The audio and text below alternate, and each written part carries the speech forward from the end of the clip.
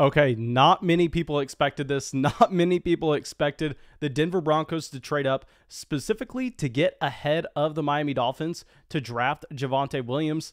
Now, I know at first this looks like a pretty gross landing spot in Denver, but we have to go through and we have to look at what this team has done throughout the entire draft. And we know that really, historically, you do not have teams that don't have their quarterback situation figured out going and investing into the running back position. And also, this is a team that decided to pass on Justin Fields, I believe, with either the 8th, 9th, or 10th picks, something in that range. I think it was actually at the 9th selection that they passed on Justin Fields.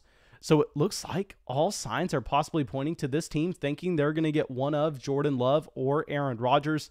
Now, that is obviously going to completely change the evaluation of Javonte Williams. So we can talk about Javonte regardless of if he is going to be having Aaron Rodgers as his quarterback or if he is going to be having Jordan Love, because I think they're going to be in play. Please let me know what y'all are thinking in the general chat. Yet I am just looking at this going, there's no way Denver does not think that they have a starting quarterback going into 2021. There's no way that they are that confident with the quarterback room of Teddy Bridgewater and Drew Lock. So if you're looking at this, I think Javonte Williams going into this situation should easily be prepared to be a 3-down running back. Now, at the beginning of the year, I think you look at the Melvin Gordon contract, you look at the fact that Javonte Williams is not the same size of a guy like Najee Harris, and you go, okay, this may be a committee between Javonte and Melvin Gordon to start the season, yet if we are going to be expecting Javonte to take over, you should be expecting that very soon. Just because Melvin Gordon has not been efficient in years. Melvin Gordon has been a below average starting running back for a very long time, dating back to in Los Angeles with the Chargers before he goes over to Denver. So now Javonte Williams comes in, and if we look at Javonte Williams himself, y'all know that I have been lower on Williams than most people, but it's because I honestly expected that he was going to be just falling in the draft slightly more than he did. I thought that Javonte Williams was in a range where he was going to be hoping to go to Miami, because if he went to Miami, he would be playing in one of the most electric offenses in the NFL with Jalen Waddle, Will Fuller, both stretching the field, Tua hopefully taking that step up, and we know that there were so many touches to be had. We were hoping he was going to Miami. He did not, yet at the same time, he gets top-end NFL draft capital, and what is more important is not only was he a top pick in the second round, but a team actually decided to trade up for Javonte Williams. So if you're talking about team investment here, Williams has a ton of that, and you're looking at this as going, okay, so with Javonte, he's being in the same exact boat of what you saw with Jonathan Taylor last offseason.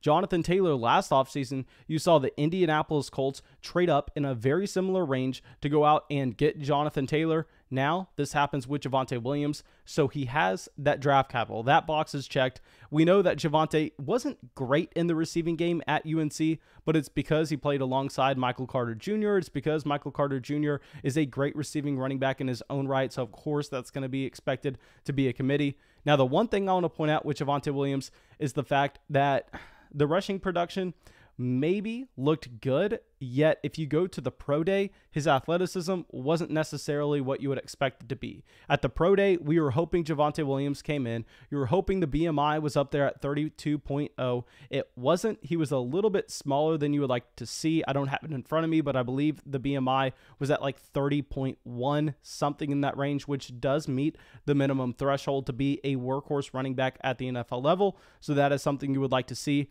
But the speed wasn't there at the pro day. Please let me know what y'all are thinking about that, because if you look at historically what translates to top 12 running back production in fantasy football, you want those fast running backs. Athleticism actually really matters at the running back position.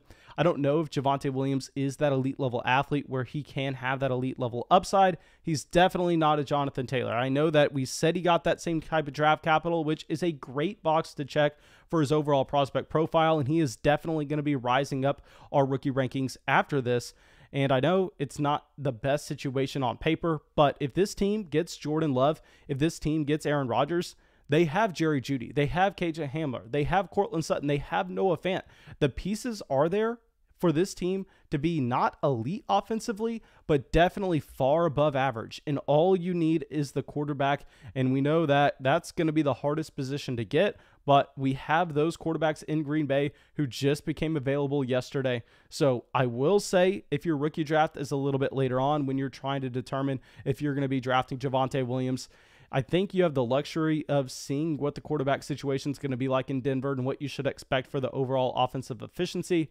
Yet if you were drafting today like I am on the clock right now in one flock league, and I was waiting to see where Javonte Williams was going to get drafted, I think I'm still going to be pressing the button because I'm going to be rolling the dice. I'm going to go, you know what? I have faith. I have faith that the Denver Broncos know what they're doing. I have faith that they passed on Justin Fields for a reason, and they are going to be able to go get a significant quarterback upgrade before the season that is not named Teddy Bridgewater. But please, guys, before I end the stream, let me know what y'all are thinking in the general chat. And I want to remind everyone that our rookie rankings are updated over on Patreon, as well as they will be updated tonight. Now, I'm not going to do it just after round 2 and then again after round 3. I'm going to wait until everything's done tonight. That way we can sit down, we can really think about it for the next 30, 40 minutes, and then I can hit y'all with those updates. And also, tomorrow morning, I'm going to be making a video where I go through and I talk about all real-life rookie draft picks that I have made that are attached to real money Dynasty formats. So please make sure you're subscribed, make sure you have that bell hit, and if you're not getting notifications, maybe dropping likes on the videos will help you get notifications with us uploading so much. But JN is in the chat saying that he likes the Williams selection and he wishes that he would still be on the clock in the flock 7. So let me talk out loud for a little bit here. So I'm on the clock and I am looking at drafting either Devontae Smith or Williams in a points per carry dynasty format. In a regular PPR league, I think maybe we would go with Smith, but in a points per carry, I think I'm actually going to go with Javonte.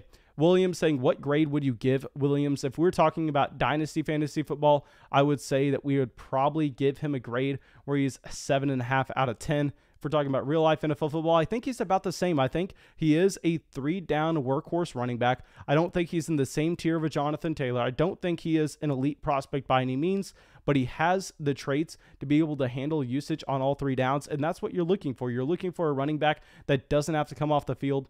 I'll say that I think he's actually just a slightly better version of a running back in New England in Damian Harris. They look really similar coming into the NFL. Hopefully he has a better career than Damian Harris has had up to date. But please, guys, go down there, drop a like, leave a comment, subscribe to the channel.